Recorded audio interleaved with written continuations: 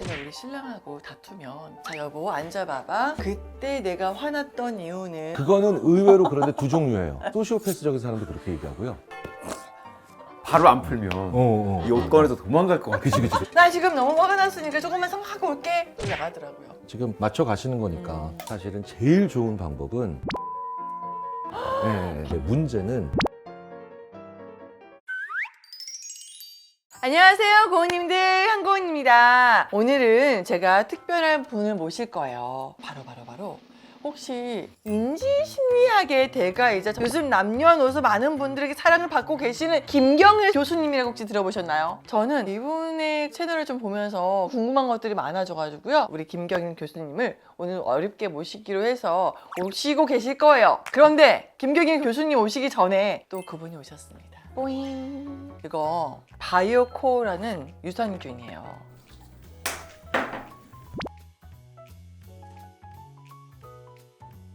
정말 저는 이 유산균을 꼭꼭 챙겨 먹고 있어요. 저는 사실 어릴 때부터 이 화장실 가는 게 정말 큰일이야.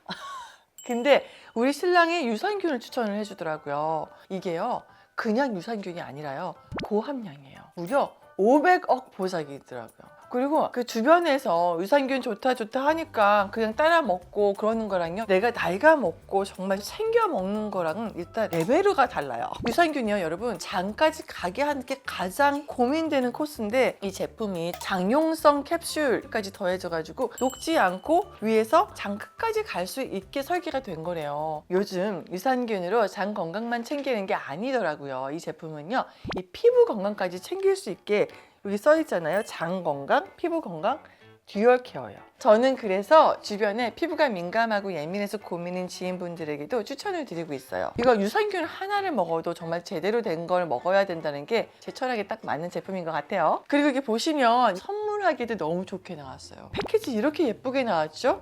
그리고 보시면 이 500억이라는 숫자가 더 왠지 있어 보이잖아요.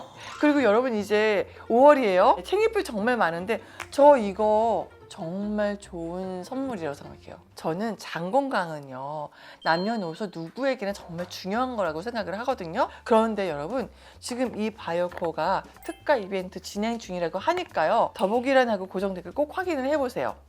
우리 구독자분한테 뭐 안 주신대? 뭐 이렇게 해가지고 두 분만 보내주신다거나 좀 해주세요, 선물. 더보기랑 구성 댓글? 네네네, 알겠습니다. 그럼 몇 분? 두 분! 세 분! 20명이요? 여러분, 제가 이랬습니다. 우리 정말 이 바이오코어에서 500억 유산균 20명 추첨드려서 이거 보내드린다고 합니다. 네, 여러분, 제가 이랬어요. 20명 약속해줘. 네, 자 그러면 교수님이 오시기 때문에 저는 빨리 약간 좀 다가갈 준비를 할게요. 여러분들, 바이오코어 많은 사랑 부탁드려요. 우와.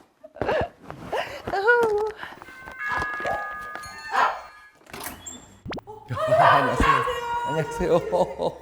네. 아, 반갑습니다. 안녕. 우리 저기 또 예쁜 친구가 있네요. 네, 저희도 반려견이 있습니다. 어이구야. 네네. 안쪽으로 보실게요. 네네네. 이름이 이 친구는 신비고요. 신비. 네네. 네네. 어유 저희 집도 반려견 키우세요? 네 키우는데 아, 잘 그래요? 돌봐주셨구나. 안쪽으로 모실게요. 죄송합니다. 들어가겠습니다, 어르신. 아. 네네.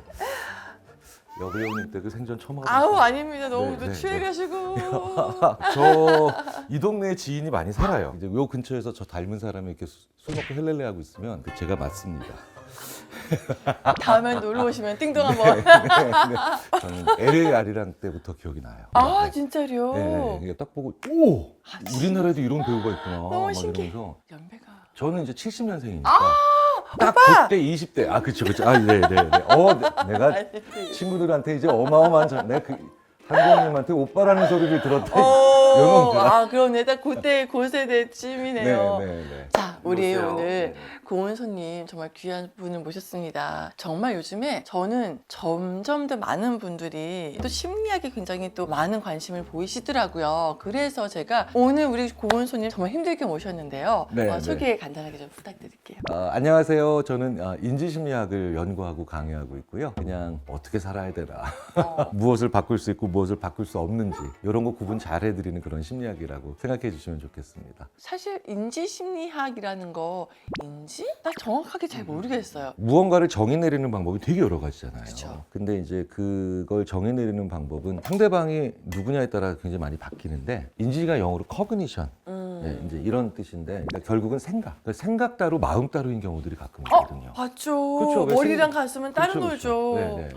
그러니까 머리로는 좋아하는데 마음이랑 뭐 언행이 다 따로 돌아가고 사실 개별 부품이에요. 네네네. 그래서 이게 어떨 때 일치하는가, 또 어떨 때는 불일치하는데 또 불일치하는 게 좋을 때도 있고 나쁠 때도 있고. 지금 딱 이렇게 던진 화두만으로도 와 오늘 한 진짜 몇 시간 얘기하겠다 싶을 정도로 어릴 때 심리학에 되게 관심이 많았어요. 교수님이 이제 처음에 심리학을 공부하시던 그 세대와 지금 공부하는 이 신세대와 이렇게 딱 보신다면 좀 도드라진 차이가 있을까요?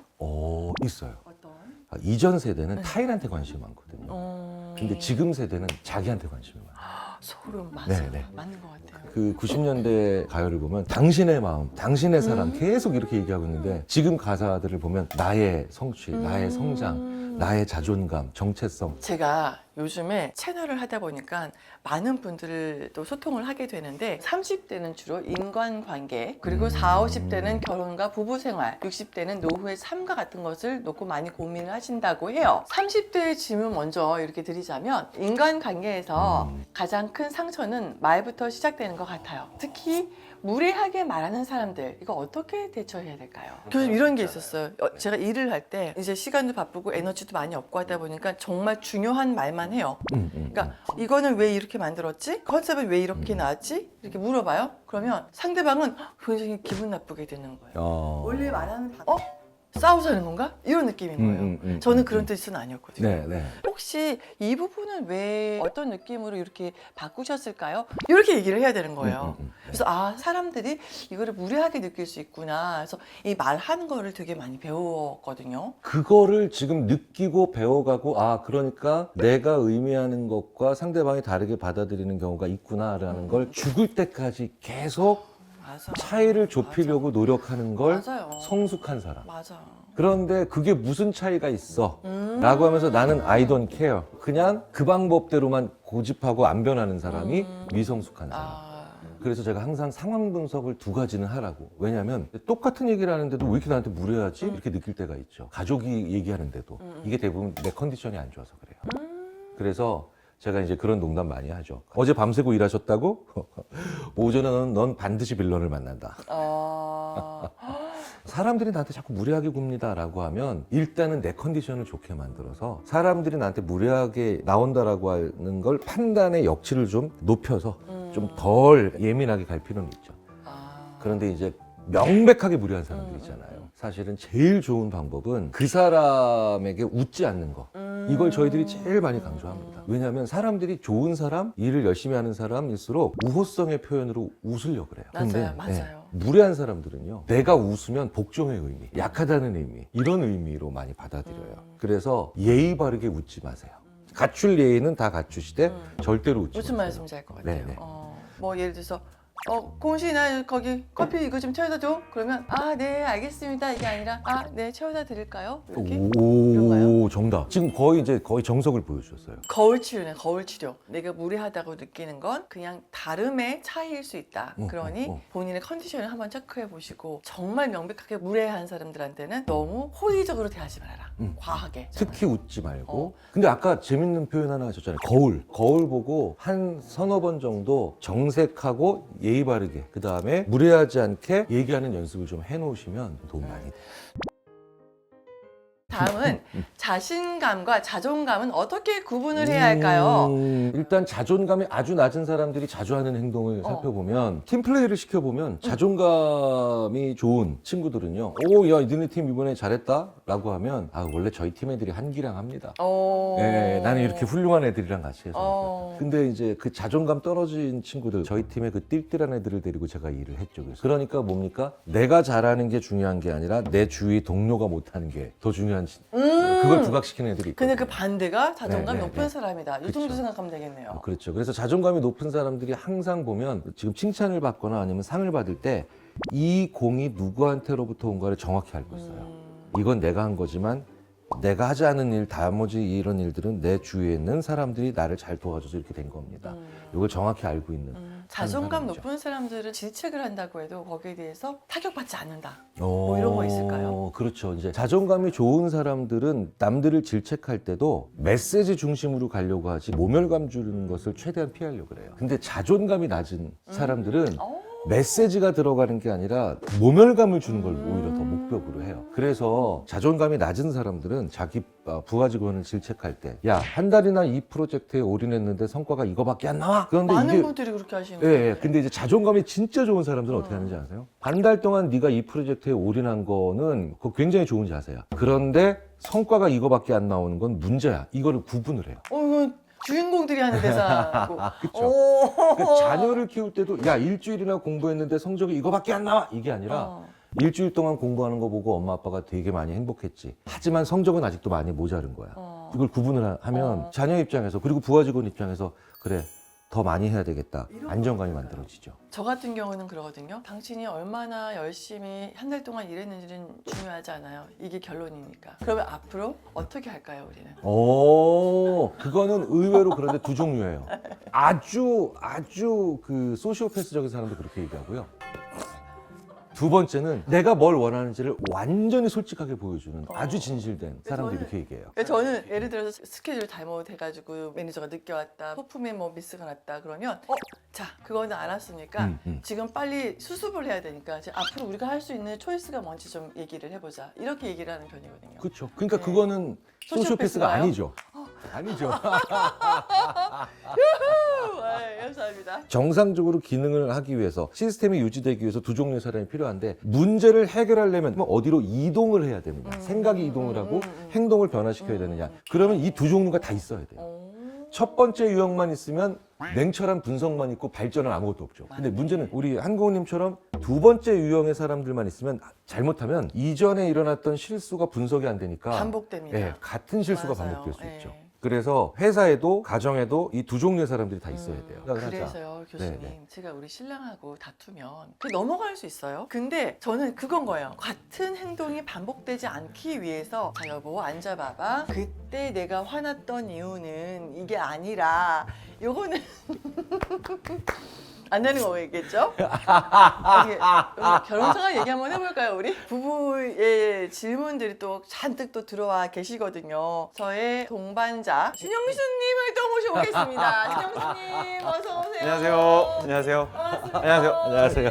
네. 잘 들어가겠습니다. 아유, 네, 쉬었습니다. 네. 오늘 이렇게 입는 사람이 아닌데 또 교수님 오신다 그래서 이렇게 정말요? 아유, 멀끔히 아유, 좀 네. 차려 아, 네. 입었네요. 선생님 영상을 몇 개를 봤는데 어. 그 사람의 복장, 꾸밈 이것 또한 또 어느 정도 반영이 된다고 해서 네, 오늘 또 김경일 교수님 귀하게 모셔서 이야기 나누고 있는데요. 또 이번엔 또 질문들이 우리 40, 50대 질문을 넘어가면서 부부에 대한 이 부부 생활에 대한 질문들이 네. 많아서 한 번 더 들여다볼게요. 자, 가벼운 스킨십조차 없는 부부. 문득 이대로 괜찮은 걸까라는 생각이 듭니다. 점점 배우자보다 오랜 친구처럼 느껴지는 관계에 건강할까요? 하셨는데요. 이 부부 사이에서 스킨십은 어느 정도 중요한 요소라고 할 수 있을까요? 혹시 교수님은 마키스 언제? 언제 했더라? 알겠습니다. 언제 했더라? 그러면 스킨십은 어느 정도 중요할까요? 몇 번을 하고 어느 정도 해야 되느냐가 아니라 이 사람에 대한 애착이 생기게 만드는 행위가 중요한 거지. 이게 스킨십이 일주일에 뭐 3번 이상 뭐 키스, 뽀뽀 막 이런 걸 자꾸 남의 기준으로 생각하다 보면 더 힘들어지는 거죠. 저희 부부는 그게 막 키스하고 뽀뽀하고 이걸 안 하는데 저는 이렇게 갑자기 누워있으면 이렇게 머리를 쓰다듬어줘요. 근데 이제 이러면 잠깐만 우리 집 강아지 미르랑 나랑 비슷하게 다니는 이 자식아 막 이러는데 좀 있으면 이렇게 되고 있어요. 아, 이런 난 행동. 기분 좋을 것 예, 같아요. 예, 예. 그러니까 그 스킨십도 왜 이렇게 살짝 손잡고 가는 거가 격정적인 키스보다 더 군불 같은 마음을 가지게 만들어주는 경우도 있고 그래서 우리 방법 찾으셔야 돼요. 우리에게 맞는 네, 네. 애정의 척도를 나타낼 수 있는 스킨십. 제가 이제 그래서 강연 때는 그냥 우스갯소리를 반을 섞어서 결혼 20년 차가 넘었는데 지금도 설레면 그건 심장질환이다. 그 전문의 상담 받아야 된다. 근데 예를 들어서 여보 나 만져봐봐, 잡아봐봐. 왜 이래? 이런 건 어때요? 당황스럽는데 이런 거는 그게 왜 그러냐면 네. 평상시에 서로 장난을 안 쳐서 그래요. 지금 왜 우리 하루랑 신비 어디 갔네요? 네. 네 대신 빼돌. 제일 하루랑 신비랑 많이 하시는 게 뭐 가사 일을 많이 하시나요? 아니면 뭐 토론을 많이 하시나요? 다 장난하시죠. 그러니까 장난이 뭐라고 무의미한 행동. 부부가 무의미한 행동을 서로 안 해서 예, 그래서 가끔 만지면 소름 끼친다고 하는 건데 그거 하시기 전에 장난을 많이 쳐야 돼요. 근데 이제 이러면 항상 주로 남편분들이 내가 김 교수 당신 얘기 듣고 어제 집에 들어와서 장난쳤거든 우리 와이프한테 그러면 이제 내가 욕먹었어 장난치지 마 이러면서 이게 바로 안 하던 짓을 했으니까 그렇죠. 그렇죠. 자기 기준으로 하면 희롱이죠. 예, 상대방 기준으로 해야 장난이거든요. 여러 번 장난을 쳐봐야 이 사람 취향을 좀 알아서 그쵸. 맞춰 하는데 안 해본 사람 갑자기 그쵸. 어릴 때 하던 대로. 그래서 저는 손잡으니까 기겁을 하는 우리 아내가 이런 친구가 있어서 신체 부위가 한 400개 정도 되니까 정해라. 그랬더니 야 우리 와이프는 엄지발가락 주물러 주는 걸 세상에서 제일 좋아해. 제일 좋아하는. 그 집의 스킨십은 엄지발가락.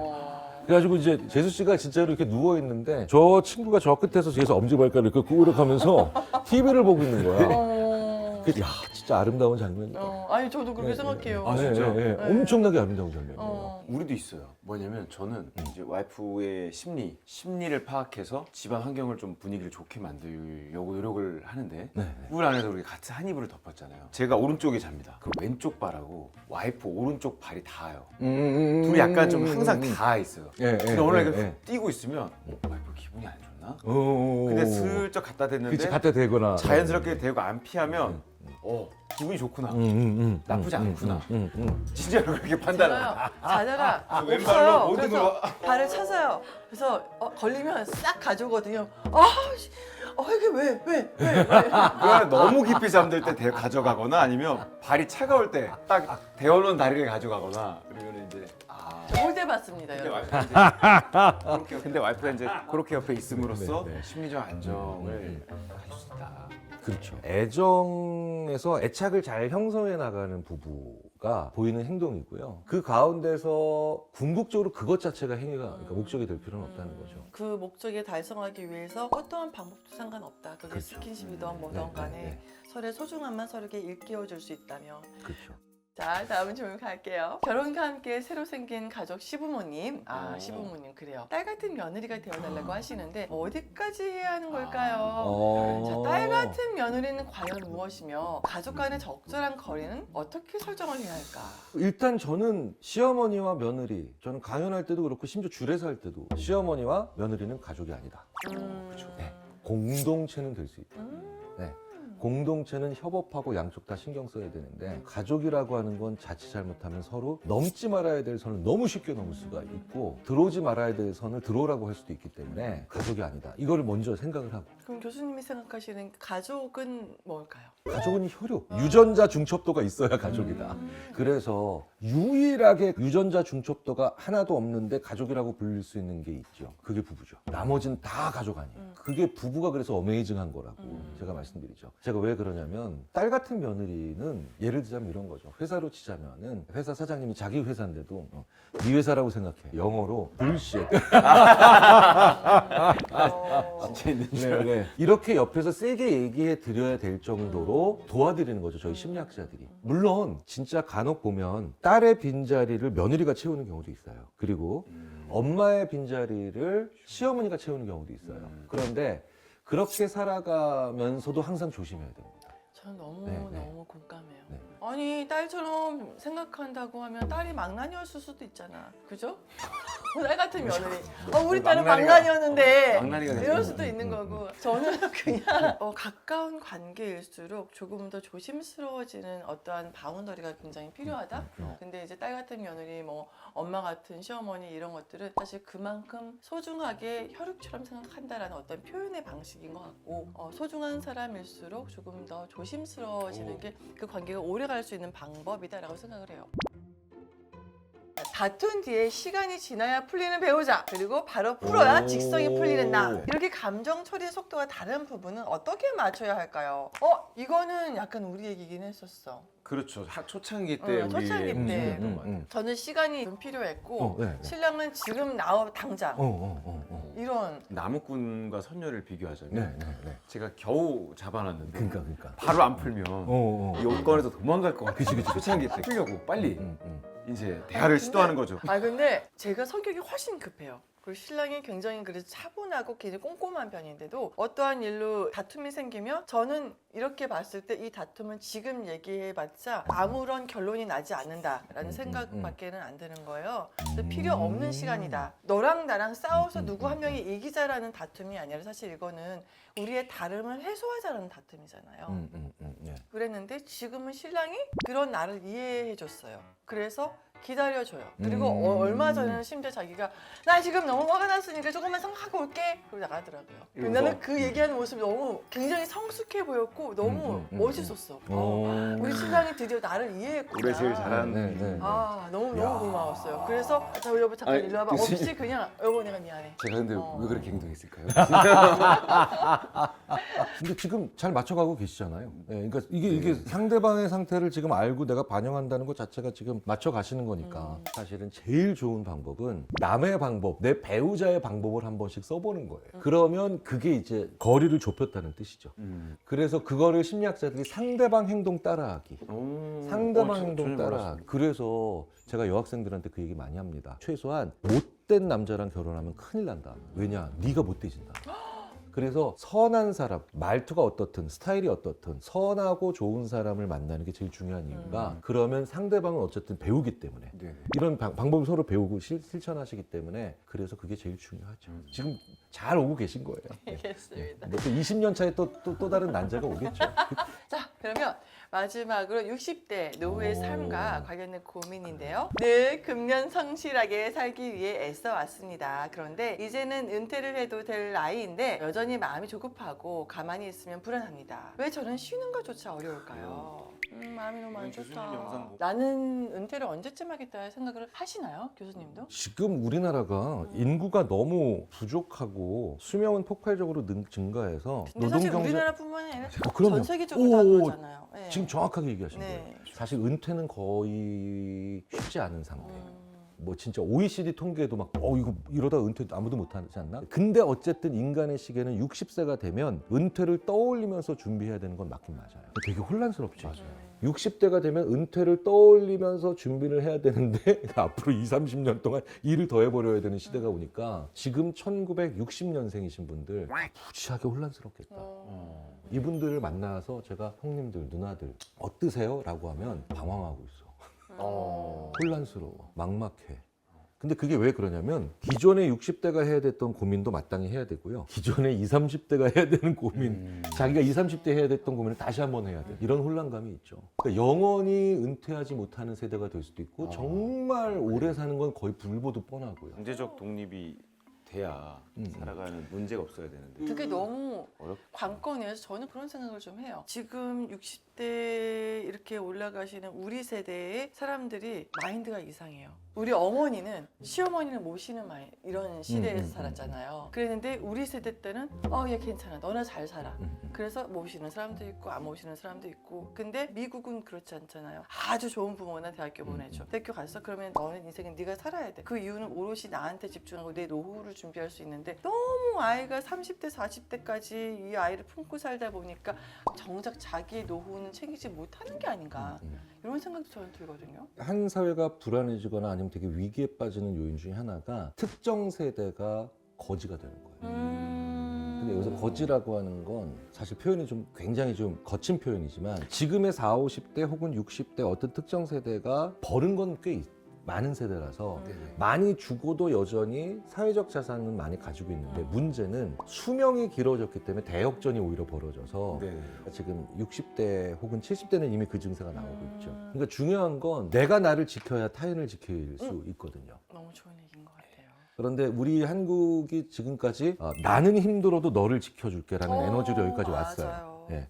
그런데 지금 우리나라에서 결혼을 앞둔 젊은 남녀가 만나서 너 능력 있냐를 물어보지 않고 너의 부모님의 노후는 어느 정도 준비되어 있는지를 확인해야 될 정도까지 왔죠. 맞아요. 예. 네. 그러니까 가장 내 자식을 위해서 헌신했는데 내 자식이 가장 중요한 짐이 될 수가 있는 게 바로 내가 돼버리는 이런 아이러니한 현상이 벌어지게 됐는데 뭐 이미 그 시대에 들어오셨다면은 일단 첫째는 그래서 모든 재무나 재정에 관련된 컨설턴트들이 자식에게 다 주지 마라. 내가 어느 정도 가지고 있어야 되는가를 계산해봐라 라고 얘기를 하죠.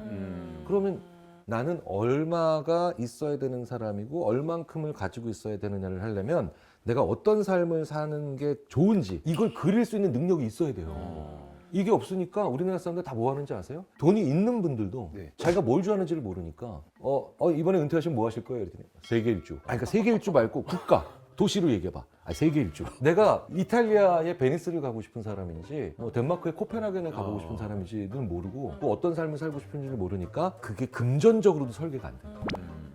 어떤 삶을 살아야 나는 행복할까가 돈을 쓰기 위해서가 아니라 오히려 돈을 잘 지키고 설계하고 줄 걸 주고 그 다음에 내 거를 선을 잘 긋기 위해서라도 되게 필요한 상상이 됐거든요. 부부가 그 대화를 하셔야 돼요. 우리 어떻게 살아야 재밌고 행복할까? 이거를 해보셔야 되고 그리고 그런 거에 대한 시도를 여러 개 해보시고 결정하셔야 되죠. 네. 지금 교수님 말씀이 우리가 60대 질문을 놓고 얘기를 했지만 20, 30대, 40대, 50대들도 좀 새겨드려야 될 너무 그럼요, 명쾌한 그럼요, 대답인 그럼요. 것 같아서 저희가 주례 없이 결혼했지만 오늘 주례를 받은 느낌도 있고 너무 귀한 시간이 주례 없이 됐어요 했습니다. 진짜. 오늘 교수님하고 이야기 나누면서 저는 정말 살찐 것 같아요. 뼈가 되고 살이 되는 얘기를 너무 많이 들어서 뼈가 되고 피가 되고 살이 되고 피가 되고 살이 되는 순간적으로 뼈가 돌아왔습니다. 찐것 같아요. 뼈가 된다 그래서 놀랐네요. 네, 오늘 어떠셨어요 시간?